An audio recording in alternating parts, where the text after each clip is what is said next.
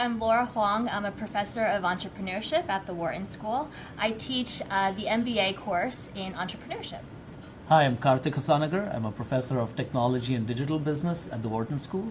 I teach a course called Enabling Technologies, which is an overview of the tech sector for our undergraduate and MBA students. I'm Carl Ulrich. I'm a professor at the Wharton School, and I mostly teach product design and development, but also design of web-based products and services and innovation management.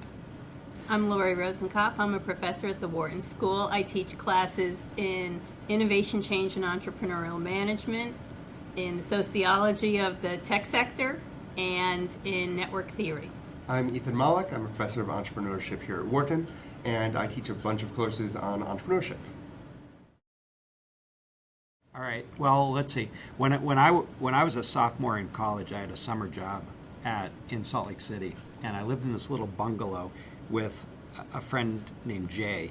And Jay there was a garage in back of the bungalow, and he ran a business in that garage. It's called Lone Peak Packs, and they made cut and sew soft goods for the ski patrol, like to hold your radio, and they made the pads for the ski lifts and so forth.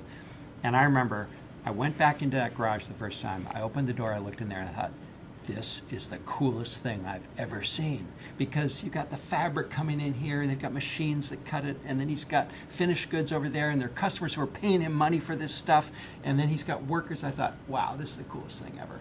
And that's when I got really interested in entrepreneurship. And it's actually taken, let's see, about 30 years to actually be able to circle back around and actually be able to teach entrepreneurship, do projects in entrepreneurship that involve small businesses, that involve our students. My detour was that I got an engineering degree, I did research in product development and other areas, but I feel just super privileged to now be front and center in what's happening in entrepreneurship at work. I was also trained as an engineer. I'm a systems engineer, and in working as an engineer, I found that it wasn't the best technology, the best idea that was winning. It was the one that had the best development and the most support and the largest communities creating support for it. So that got me interested in doing my PhD in communities and networks and how they shape opportunities for individuals and for firms and even for industries. So that's what I've been doing for the last 23 years here at Wharton. So as for me, I started a business, which was actually brought in by a friend as a co-founder of a business after my undergraduate degree, and made literally every mistake that you could possibly make. Every single possible issue, we encountered it.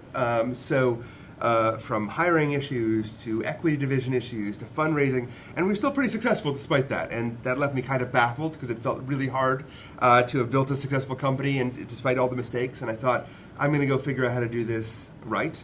Got an MBA, and then realized I still don't know the answers, so maybe I'll go research this. So ever since then, I've been trying to study the kind of choices that you make very early in the entrepreneurial process and the long-term outcomes of that.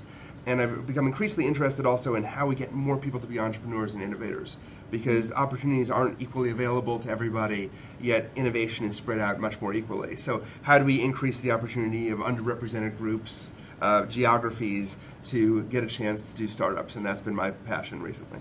So I was also trained as an engineer.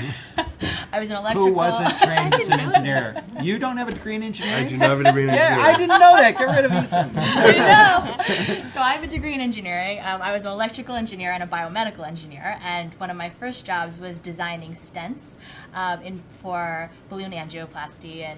And basically, I found some of the similar things that Lori had found. Was basically, it wasn't always the best product that would win in the market, and that you could develop a lot of different things, and it wasn't always that piece of it. I very quickly realized that the pure engineering side of things was not as interesting to me, and I got pulled onto a technical marketing team, which was basically set out to translate the technical specifications to the marketing and sales groups, and found that I was really interested in the people side of things, and found that a lot of the organizational behavior issues, a lot of the perceptions and attributes that people were making were actually driving what was happening in entrepreneurship and in innovation.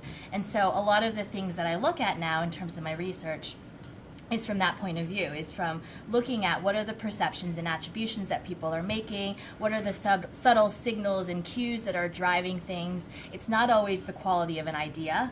Sometimes it's other things that are affecting what's happening. And so that's kind of how I became interested in entrepreneurship and how things actually get out there in the marketplace. So in my case, most of my work is focused on technology and digital business. I'm an engineer as well, electrical engineering and computer science, and so pretty much all my professional career has been focused on technology.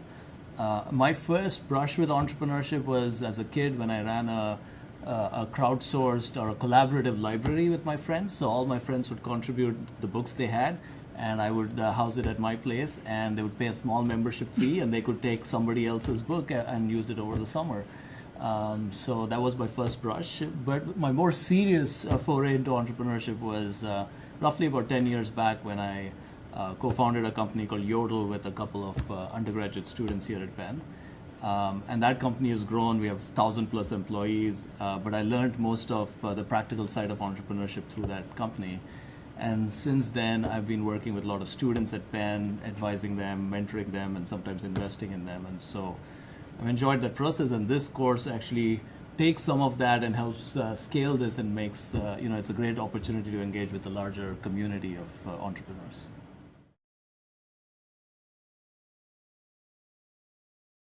Wharton has this unique positioning where we are able to teach people how to scale and grow and build their enterprises. And so I think we use a lot of research-based methods, and we draw from research a lot to kind of think about how entrepreneurs not only come up with their idea, but also continue to take it forward and grow and scale. So I think that's one thing that Wharton does very well. And that's kind of the entrepreneurial management piece of it as well. It's not just, do you have a good idea and what do you do with it, but how do you actually take it broader, and what are the various ways you can do so?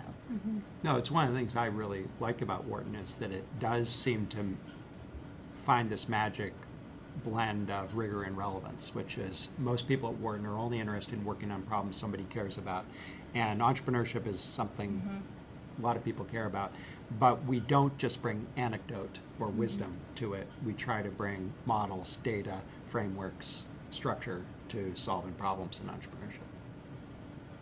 There's been a host of Wharton alumni who've been able to start incredible businesses in a wide variety of industries. And one of the areas where Wharton has historically been known is in finance. And in fact, fintech is full of Wharton entrepreneurs at this point. And hedge funds, and, private equity. These were Wharton entrepreneurs starting up these sorts of businesses as well. But you're right, ed tech, lots of different areas. What's cool about this session is you were showing us some of some of what you'll be doing, and there were a lot of examples of folks I didn't even know were Wharton entrepreneurs who you had known and worked with, right? Mm-hmm. I had this nervous experience where we had a very successful company that the idea came out of one of my classes, and the entrepreneur was coming back to speak in my class, and I realized I had to figure out what grade I gave them. Ooh. Because I was very nervous that what if I'd given them a C or something and they'd raised $100 million, but they got an A-, which I think is the perfect grade for that sort of thing. But I mean, there is a sense that we've all got a chance to experience, right, different entrepreneurs coming through our class.